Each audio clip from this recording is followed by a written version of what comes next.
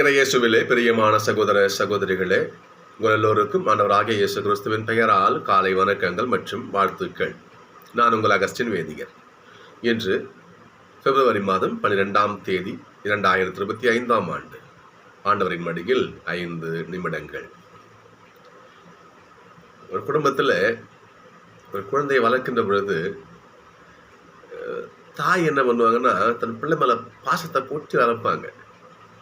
ஏன்னா அவங்களுக்கு தன் பிள்ளை நல்லா இருக்கணும், மகிழ்ச்சியாக இருக்கணும். எப்படி பிள்ளைங்க மேலே ஒரு சின்ன தூசு பட்டால் கூட ஒரு தாய் பெத்தவா துடிச்சு போயிடுவா. அது தாய்க்கே உரிய ஒரு இயல்பு. என் பிள்ளைக்கு எதுவும் ஆகக்கூடாது, என் பிள்ளை முத்து மாதிரி மணி மாதிரி என் பிள்ளை அப்படியே இருக்கணும். ஒரு நாட்டுப்புற பாட்டு உண்டு. ஒரு தாய் எப்படி நம்ம பிள்ளை மேலே பாசம் வச்சுருக்காங்க, ஒரு சிறு ஒரு பாடல் உண்டு. குழந்தை அழறா, குழந்தை அழுகுது. அதை பார்த்து ஒரு தாய் அந்த பிள்ளை பாடுறா. அண்ணன் அடிச்சாது, மாமா அடிச்சானும் மல்லிப்பூ செண்டால. ஏன் அழற? உங்க மாமா மல்லிப்பூவால் ஒன்று அடிச்சுட்டானா, அதான் அழறியா? அண்ணன் அடிச்சானோ அரளிப்பூ செண்டால. அண்ணன் அரளிப்பூவால் ஒன்று அடிச்சுட்டானா, அவன் வலிச்சிருச்சா உனக்கு? அந்த புள்ள அழுத தண்ணி எம்மா தண்ணி தெரியுமா? ஒரு தாய் அற்புதமான நாட்டுப்புற பாடல். இந்த புள்ளி என் புள்ள எம்மா தண்ணி கண்ணில் விட்டுதுன்னா இல்லையா, 6 நிரம்பி ஆனை குளித்தேறி. என் புள்ள விட்ட தண்ணி 6 ரொம்பிடுச்சு. அதில் யானை குளிச்சுட்டு போயிடுச்சு. 6 நிரம்பி ஆனை குளித்தேறி, குளம் நிரம்பி குதிரை குளித்தேறி. குளம் ரொம்பிடுச்சு. என் புள்ள அழுத தண்ணி, ஐயோ என் மலையா தண்ணி, என் புள்ள அழுது தண்ணி. குளம் ரொம்பிடுச்சு. குளம் ரொம்பி அதில் குதிரை குளிச்சுட்டு போயிடுச்சு. அம்மா தண்ணி. இதெல்லாம் போய் மிச்சம் மீத தண்ணி வாழைக்கு பாயும் போது வத்தியதான் கண்ணீர். வாழைத்தோப்புக்கு தண்ணி பாய்ச்சான், அங்கே தான் போய் வத்தி போச்சான் தண்ணி. அம்மா தண்ணி என் பிள்ளை. ஏன் சொல்றேன்னா, ஒரு தாய் தன் பிள்ளை மேலே ஒரு ஒரு துரும்பப்பட கூட பெத்த தாங்க மாட்டான். ஆனால் தகப்பா இருக்காரு பாருங்க பார்ப்போம். அதனால தான் என்னவோ பிள்ளைகளுக்கு தகப்பனை பிடிக்கிறது கிடையாது. தகப்பன் தன் பிள்ளை மேலே பாசத்தை வேறு வழியாக காட்டுவார். என் பிள்ளை நேரிய வழியில் போகணும், என் பிள்ளை தப்பு தண்டா பண்ணிடக்கூடாது, என் பிள்ளை தப்பான பாதையில் போய் என் குழந்தைக்கு வழி, என் பிள்ளைக்கு தப்பான வழியில் போயிட்டு என் பிள்ளை பண்ணக்கூடாது, ஒரு தப்பில் மாட்டிக்கூடாது. என் பிள்ளை ஒரு தகப்பனை யோசிப்பார். என் பிள்ளை தப்பான வழியில் போயிட்டு ஒரு தவறில் என் பிள்ளை சிக்கிச்சுன்னா நான் செத்தன், என் பிள்ளை என் உசுறு. அப்போது ஒரு தகப்பன் நல்ல பாதையிலேயே பிள்ளை வழி நடத்துவார். என் பிள்ளைக்கு தப்பே தெரியக்கூடாது. தப்பே என் பிள்ளைக்கு தெரியக்கூடாது. என் பிள்ளைக்கு நல்லதை மட்டும் தெரியணும். சரிங்களா? என் பிள்ளைக்கு நல்லது மட்டும் தெரியணும். தப்பு என் பிள்ளைக்கு தெரியவே கூடாது. என் பிள்ளைக்கு பாவம்னா என்ன தெரியக்கூடாது. நல்லது நல்லது நல்லது இது மட்டும் தான் என் பிள்ளை கண்ணுக்கு தெரியணும் என்று ஒரு தகப்ப. இப்போ நான் ஆசைப்படுவேன், என் பிள்ளைக்கு நான் ஆசைப்படுவேன். நானே இப்படி ஆசைப்படுறேன்னா கடவுள் யாவே ஆண்டவர் எவ்வளோ ஆசைப்பட்டு யோசிச்சு பாருங்க பார்ப்போம். இன்றைக்கு நம்ம சொன்னோம் இல்லையா, இந்த 3ஆம் அதிகாரத்தில் இவ்வாறு வரும். நம்முடைய பிள்ளை மகள் நன்மை தீமை அறிஞ்சவனா மாறிட்டானே என்று அவர் வசனப்படுவார் கடவுள். என் பிள்ளைக்கு நான் தீமையே தெரியக்கூடாதுன்னு வச்சேன்.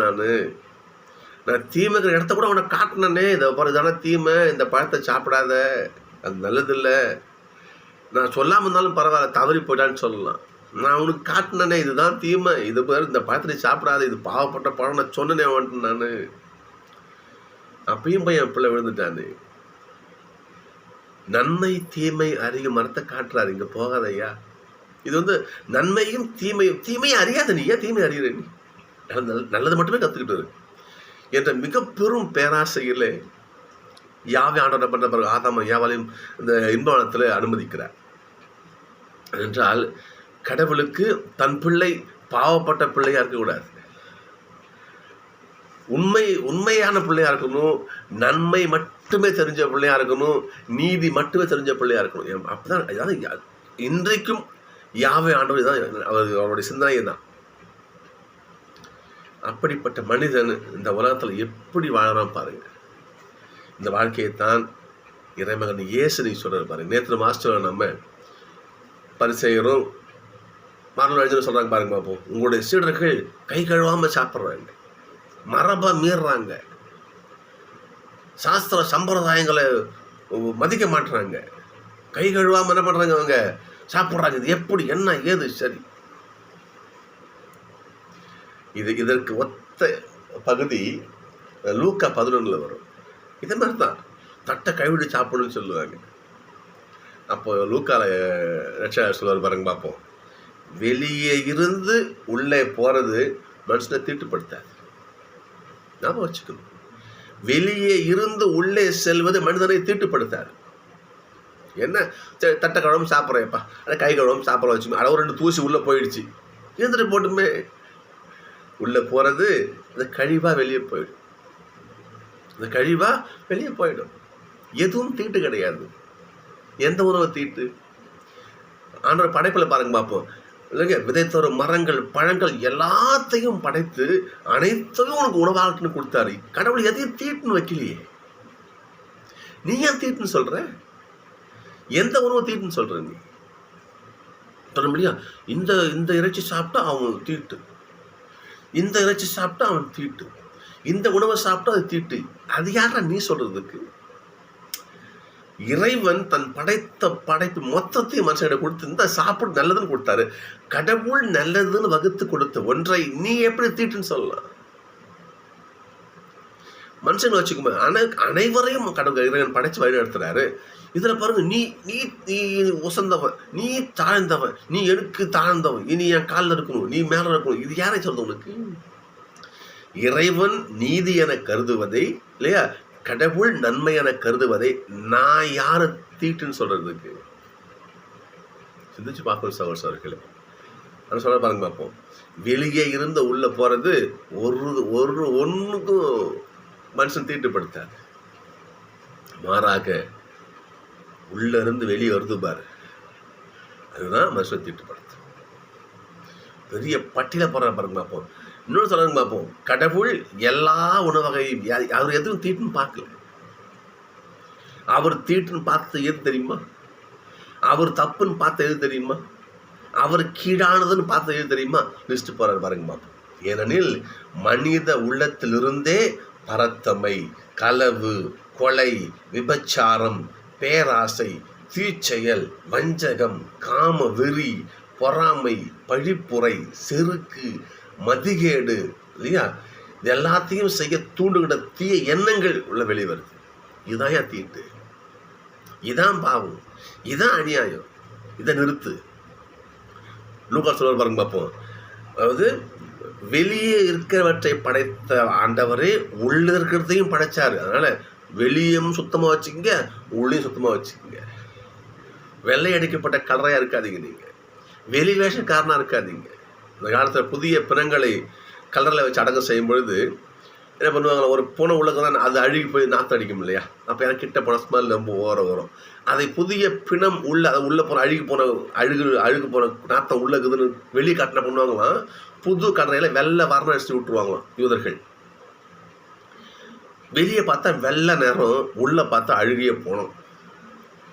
இதைத்தான் உதாரணமாக பரிசேயருக்கு மரணம் எதிர்க்காண்டு சொல்லுவார். நீங்கள் வெள்ளை அடிக்கப்பட்ட கலரையா, நீங்கள் வெளியே தான் சுத்தமாக இருக்கிறீங்க, நீங்கள் உள்ள அழுகி போனோம் புழுத்து போனங்கிறது உள்ள நீ பேசுகிற பேச்சு ஆண்டவர் சொல்லுவார். சகோதரிகளே, திருப்பாடல் பாருங்க. இந்த உலகத்திற்கே வாழ்வு கொடுக்குற ஆண்டவர், அவர் தன்னுடைய மூச்சை நிறுத்திட்டாருன்னா போதும், ஒன்றுமே நம்மளாம் ஒன்றுமே கிடையாது. அவர் தன்னுடைய ஆசை நிறுத்திட்டு அப்போ நம்மளாம் ஒன்றுமே கிடையாது. எனவே சகோதரர்களே, இறைவன் நம்மை தொடர்ந்து ஆசீர்வதிக்கணுமா? இறைவன் நம்முடைய தன்னுடைய திருக்கரத்தில் நம்மளை தாங்கணுமா? லிஸ்ட் படம் பார்த்தீங்களா? பரத்தமை அனைத்தையும் விட்டு விலகி அன்பின் காரியத்தில், ஏசப்பா கூறிய காரியத்தில், தூய ஆவியினுடைய வழி நடத்துதல், யாவையான சொன்னாலே எதுவும் ஒத்திட்டு கிடையாது. அனைத்தையும் அன்பு செய்து இந்த வழியை பின்பற்றினால் நாம் நம்ம அது எப்படி சொல்றது, நம்ம ஆண்டவருடைய ஆசைகளை நிரம்ப பெற்ற மக்கள் நம்ம வாழலாம். என்ன சகோதரர்களே, வெத்து சடங்குகளையும் வெத்து ஆச்சாரங்களையும் கடைபிடிக்காமல் ஆண்டவருக்கான காரியத்தில் கவனம் செலுத்துவோம். அப்படி செலுத்தினால் இறைவன் நம்ம கையில் தாங்குவார். வேற ஒன்றும் சொல்றது கிடையாது. சகோதரர்களே, மீண்டுமாக சந்திப்போம். ஆண்டவர் பக்கம் நடப்போம். நன்றி.